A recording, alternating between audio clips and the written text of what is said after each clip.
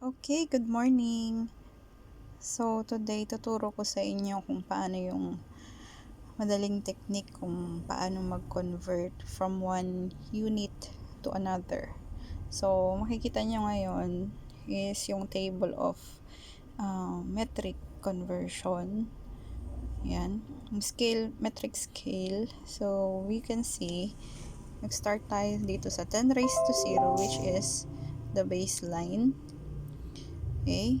Then, sa taas ng ating scale is mga positive exponent from 1, 2, 3, and then 6, 9, 12, 15, 18, 21, and 24. So, you will notice after ng 3, every 1,000 na yung increment niya.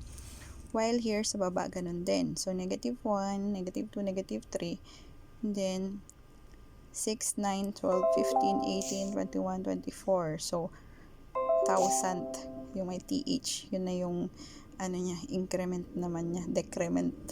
Kasi baba siya. Okay? So, paano ba madaling mag-convert? For example, you are going to convert. So, example, kunwari, ohms na lang. No? Diba? 100 ohms. Convert mo sa kilo ohms. So, yun nga pala, ito yung mga symbol ng prefix na nilalagay before the unit. Okay? So, from ohms to kilo ohms. Ayan.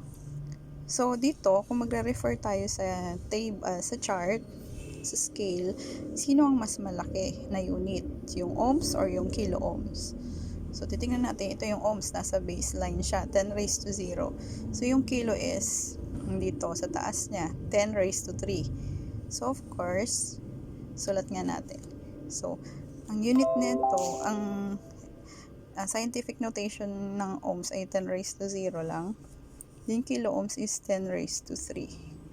So, kung makikita nyo, ilan ba yung difference nila? From baseline, from initial unit, papuntang sa next unit. So, 0. Kunin natin yung mga exponent nila, no?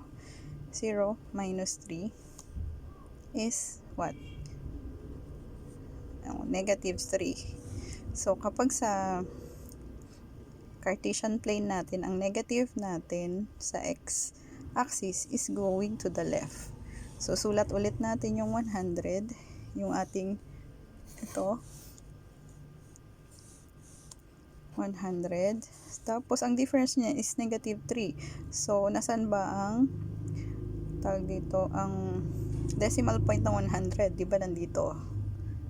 So, ang ibig sabihin ng negative 3 is we will move the decimal points 3 times pa left. So, gagawin natin 1, 2, 3. So, napunta na dito yung decimal point. So, ang mangyayari, magiging 0.1. Then, copy natin yung second unit. Kilo ohms. Yan na yung answer natin. Gets nyo? So, how about from bigger unit to smaller unit? So, halimbawa, sige, 100 ohms din ulit. Convert natin naman into milli ohms. So, tingnan nyo, milli, small letter m ha. Pag yung malaking M, mega na yon. Ito yung number 1, ito yung number 2. Okay. So, 100 ohms to milli ohms. So, compare ulit natin dito sa scale. Sinong mas malaki? So, yung 100 ohms, ang exponent niya ay 10 raised to 0 dahil siya yung baseline. Yung milli, to 10 raised to negative 3. Okay, so ang gagawin natin next, kunin lang natin yung difference nila. So, ima-minus mo lang yung original na unit, yung exponent ng original unit, papunta dun sa, ay minus dun sa kung saan mo i-convert na unit. So, 0 minus negative 3. So, using the law of algebra, 0 minus negative 3 is equal to positive 3. Correct? So, positive 3, again, sa Cartesian plane, sa x-axis, pag positive, papunta sa right. Okay? So, copy ulit natin yung 100. Ito yung kasama nung ating conversion, hino-convert. No, nasaan ulit yung decimal niya? Nandito, di ba? Okay. Positive 3, ibig sabihin move natin yung decimal point pa right ng 3 beses. 1, 2, 3. Wala nang mga numbers dyan. So, ang gagawin natin, lalagyan natin ng 0. Yan. Ano na mangyayari sa number?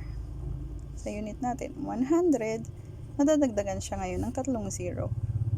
So, ang mangyayari, ang answer natin is 100 milliohms. Okay, madali lang, di ba? So, ito yung technique natin. Kukunin natin difference. Okay. Lagi tayong mag-start dun sa original na unit, less, okay, or minus dun kung sa susunod na unit, kung saan natin ko-convert. So, don't forget to include yung exponent niya kung positive man or negative. So, anong na-observe nyo? Kapag yung original unit is smaller than the unit kung saan tayo magko-convert, ang nangyayari, lumiliit yung number. Diba? From 100, naging 0.1 na lang siya. Dahil mas malaki yung unit na nilipatan. Pero kung unit mo is mas malaki, papuntang mas maliit, mas lalaki yung number, and dadami yung 0. Okay? Gets nyo na? Okay, I hope na intindihan nyo. Okay, that's all. Thank you.